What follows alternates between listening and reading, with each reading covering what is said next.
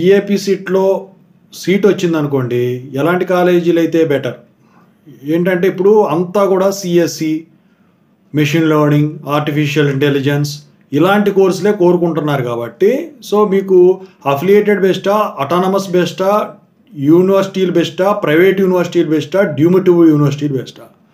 So ఇప్పుడు వచ్చేసరికి నేను చెప్పేది ఏంటంటే, ఇవాళ రోజున వచ్చేసరికి మీకు తక్కువ ఖర్చుతో ఎడ్యుకేషన్ అనేది అవజేసుకోవడం బెటర్. ఎందుకంటే చదివేటప్పుడు మీరు ఏ కోర్స్ అయినా కానివ్వండి, ఏదైనా రియల్ టైం ఎక్స్పీరియన్స్ అనేది మీకు ఎవరు కావాలంటే కనుక్కోండి, నేను అన్నాను కాదు. మీరు ఖచ్చితంగా ఎడ్యుకేషన్ సిస్టమ్ 4 years అవజేసుకున్న తర్వాత బయటకు వచ్చిన తర్వాత ఖచ్చితంగా అయితే కోచింగ్ తీసుకోవాల్సిందే. ఆ కోచింగ్కి ఖర్చు ఉంటుంది. సో ఇప్పుడు మీరు తక్కువలో అవజేసుకున్నారనుకోండి, అది కూడా మంచి కాలేజీలో అఫిలియేటెడ్ అయినా అటానమస్ అయినా వచ్చేసరికి మీకు బయటికి వెళ్ళిన తర్వాత డబ్బులు పెట్టి కోచింగ్ నేర్చుకోవడానికి బాగుంటుందన్నమాట. ఇక ఈ ప్రైవేట్ యూనివర్సిటీలు, డీమ్డ్ యూనివర్సిటీలు అనుకోండి, ఇక ఖర్చు ఎక్కువ ఉంటుంది. ఎడ్యుకేషన్ బాగానే ఉన్నప్పటికి కూడా ఖర్చు ఎక్కువ ఉంటుంది.